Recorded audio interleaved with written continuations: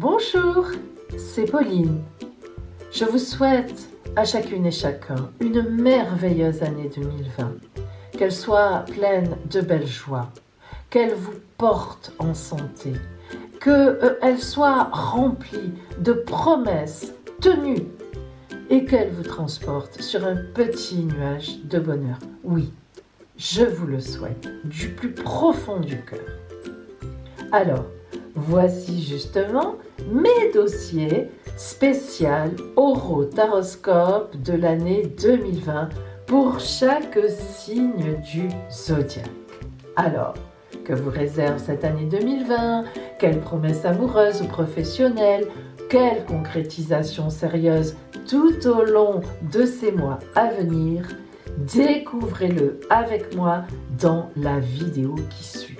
Bien sûr, vous pouvez regarder évidemment votre signe de naissance, mais aussi votre signe ascendant si vous le connaissez, votre signe lunaire, votre signe vénusien, votre signe martien. Vous m'avez comprise. Si vous connaissez vos points du ciel dans les signes, vous pouvez évidemment regarder tout ce qui vous concerne et avoir donc une idée beaucoup plus précise de ces événements qui vont vous arriver en 2020. Alors, vous êtes prête? Vous êtes prêts? Suivez-moi.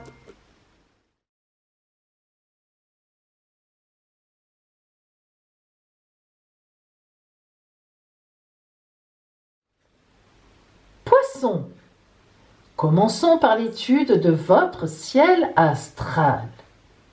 Je vous ai donné le titre cette année de Nouvelle Vision. Ouh, nouvelle vision. Regardez bien. Votre signe des poissons donc est dans la maison 6. Alors, la maison 6, c'est la maison du quotidien, la maison du travail, de tout ce qui concerne ce qui est autour de vous au niveau du travail. Alors, nous avons aussi donc l'astéroïde, si vous le remarquez, Cérès est avec vous et il va vous parler du grain et de la moisson. Alors il est évident qu'en ce début d'année, vous allez mettre des aspects de votre vie en place, que ce soit en amour ou au travail, bien sûr, mais ce sera pour envisager des choses importantes. Alors en amour, par exemple, vous pourrez envisager une rencontre ou bien la venue d'un enfant. Et au travail, vous mettrez à profit des collaborations auxquelles vous avez travaillé dans le passé. Alors, si nous regardons encore un petit peu plus loin, nous voyons que nous avons toujours, bien sûr, Neptune, la Lune, ça n'est pas toujours, mais Neptune qui est encore chez vous au moins pendant 8 ans. Ça fait déjà presque 8 ans qu'elle y est, elle y restera encore 8 ans. Mais cette fameuse planète Neptune, même si c'est votre planète, parce que Neptune c'est la planète des poissons, eh bien, toujours pareil, je vous le dis depuis plusieurs années, il faut que vous soyez très vigilante, très vigilant à la présence de cette conjonction qui va donner un ton d'idéalisation rêveuse. Cette conjonction-là va vous faire avoir tendance parfois à prendre des vessies pour des lanternes, comme on dit. Donc, réfléchissez bien à toute proposition que l'on vous fera et essayez d'analyser ce qu'il y a derrière.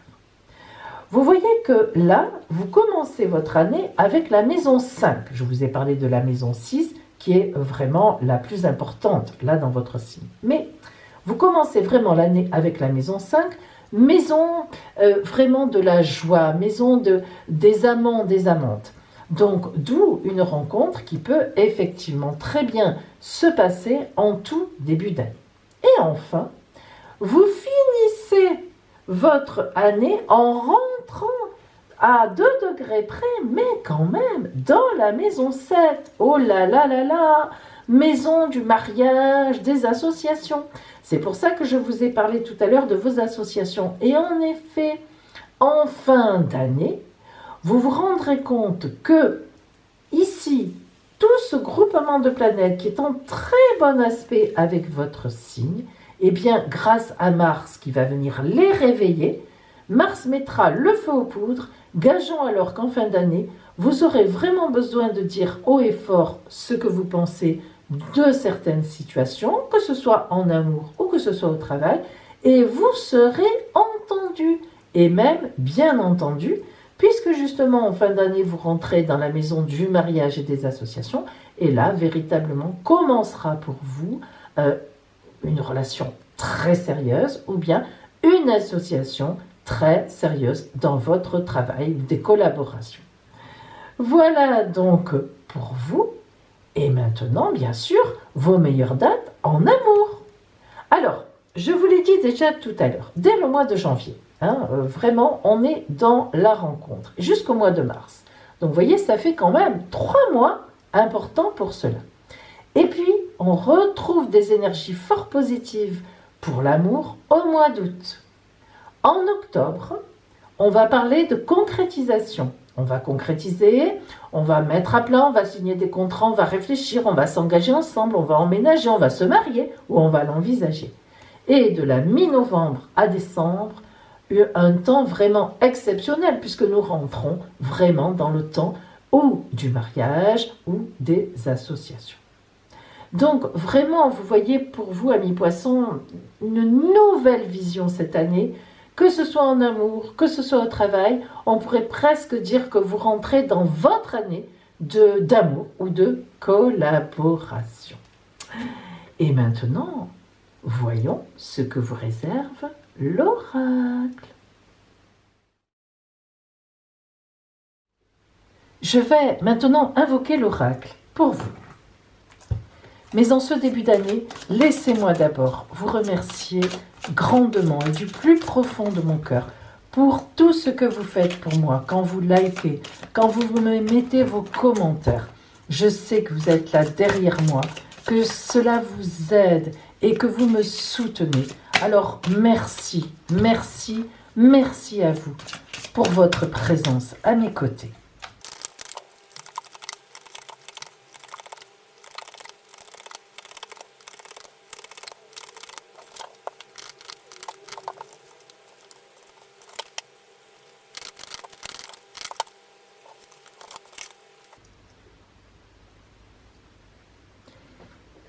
Poisson, lorsque nous regardons votre tirage, nous voyons 3 arcanes majeurs. Et regardez bien. Regardez bien. L'empereur, la force, l'impératrice. Incroyable. Vous voyez ce triangle? Empereur, force, impératrice. Le couple avec la force au milieu. On peut déjà dire forcément, que cette année 2020 est pour vous le départ d'une grande autorité, avec maîtrise, avec communication. Mais que pour cela, il va quand même falloir vous battre avec une force tranquille, certes. La force, ce n'est pas la violence, ce n'est pas la bagarre, mais c'est la force, la puissance. Il faut maintenir une force. Et grâce à cela, vous allez développer une grande autorité.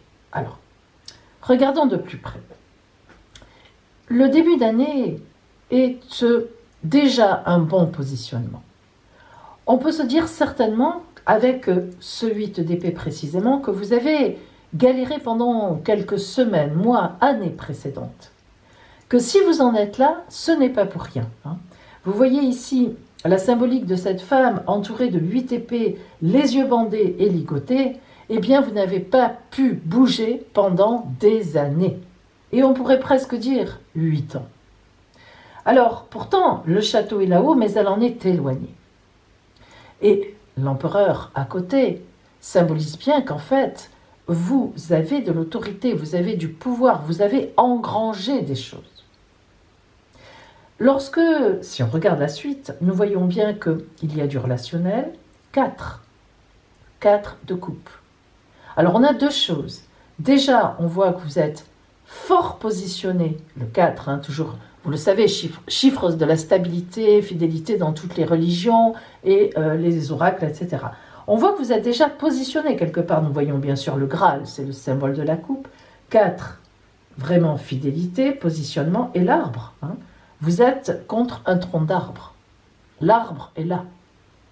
enracinement, et évidemment, les branches touchent le ciel. Donc vous avez déjà tout. Vous avez tout sur place. Vous avez tout en vous. La princesse de baguette, eh bien, justement, vous allez vous débrouiller par... Alors, princesse, que vous soyez un homme ou une femme, hein, ça n'a rien à voir. Elle symbolise la personne qui se débrouille, mais la personne jeune dans son truc.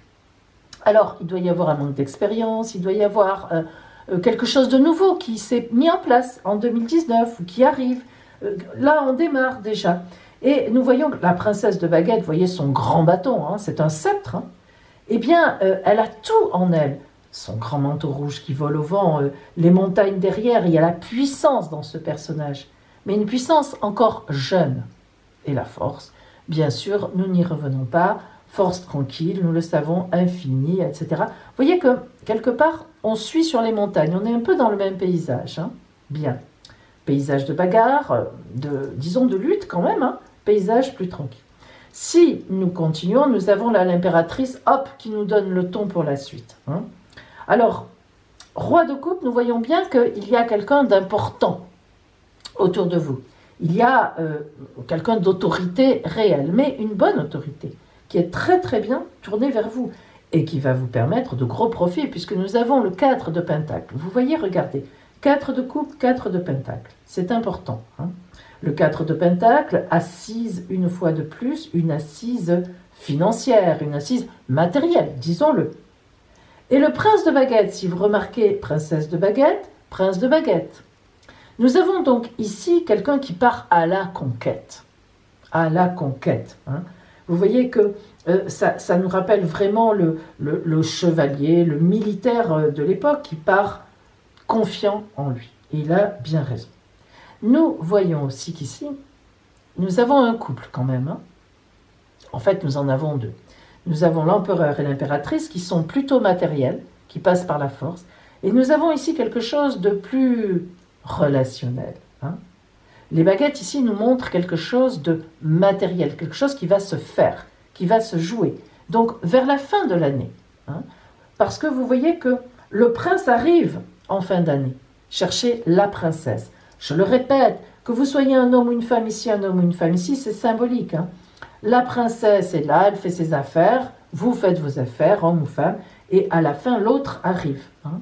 Et ce positionnement de l'impératrice montre précisément que le côté matériel est gagné, on a du soutien, et il est temps maintenant de passer à une autre arrivée.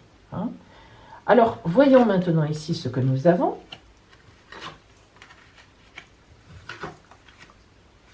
Alors, vous voyez, on est vraiment dans la lignée.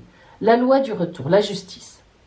J'aime beaucoup comme c'est appelé ici la loi du retour parce que la symbolique de cette carte, hein, quand vous regardez comment l'auteur a pris cette carte-là, bon, moi je fais mon interprétation, mais j'aime beaucoup, je ne m'estime pas la science infuse ni divine complètement, et j'aime beaucoup voir comment les gens, ce que les gens disent de leur création, parce qu'ils créent quelque chose, et donc qu'est-ce qu'ils en disent? C'est très important. Hein.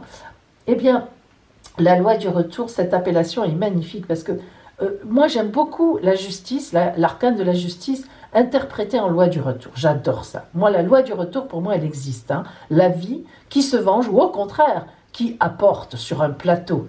Alors, ici, nous voyons bien, ça me conforte, dans ce que je vous ai dit tout à l'heure, ce personnage-là, que vous soyez un homme ou une femme, qui a été empêché, qui a été barré, qui a été entouré, ligoté, je pense vraiment à des études. Avec l'empereur à côté, je pense à des études, ou bien à des formations, hein, ou bien à des galères dans des postes, on est monté petit.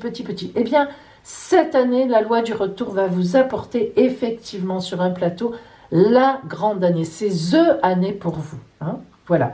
Je sais dire le, la, mais année, non. Alors, en anglais, excusez-moi, donc THE année.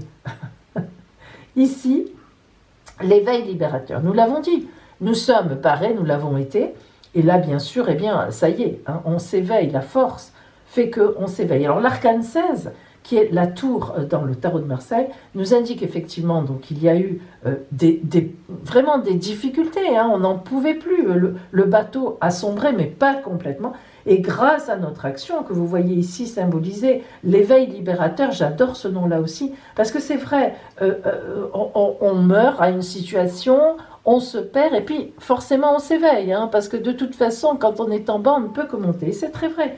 Donc l'éveil libérateur, attention, il n'est pas pour rien, vous voyez tout ce tourbillon qui nous emmène à la lumière, vraiment, eh ben, on fait pour s'en sortir. Et là, on est vraiment sur cet étage-là, avec la force au bout. On commence à prendre de l'essor, de l'autorité, on est dans quelque chose de fidèle, quelque chose de bien stable.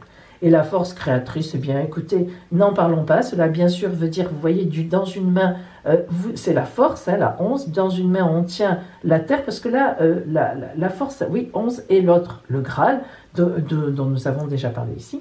Et donc cette force créatrice, eh bien, elle va nous amener vers quelque chose de nouveau, vers une autre arrivée en fin d'année, vers une arrivée. Et on pense à quelque chose de beaucoup plus sentimental. Attention. Alors, maintenant, ici, vous avez 2 cartes. Alors, la première carte, c'est l'oracle, comment il vous voit là maintenant, ce qu'il vous dit. Là, tu en es là. Bon. Et comment, à la fin de l'année, il vous présente ce chemin de vie, où vous arriverez. Hein. Alors, voyons ce qu'il vous dit maintenant. Entre les mondes, regardez comme c'est beau. Là, c'est vraiment ça. Hein. Regardez ce monde gris et ce monde de lumière. Voilà, hein, tout simplement. Vous sortez du gris, on l'a vu, hein, on est là. Hein.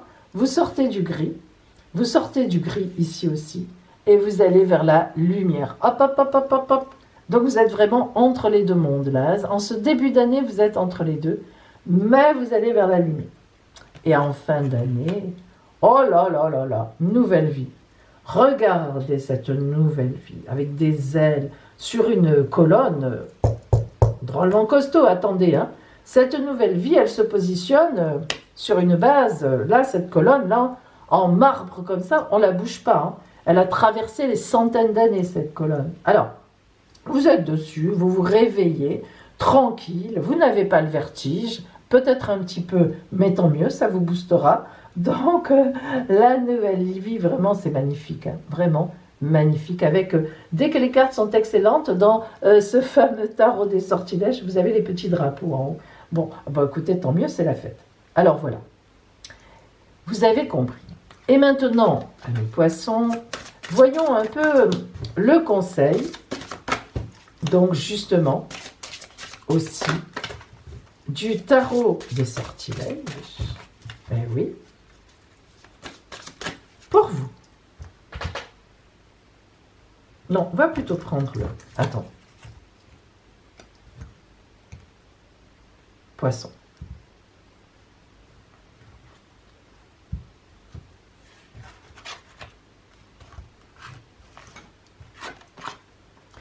L'amour véritable vient à moi. Et il est là.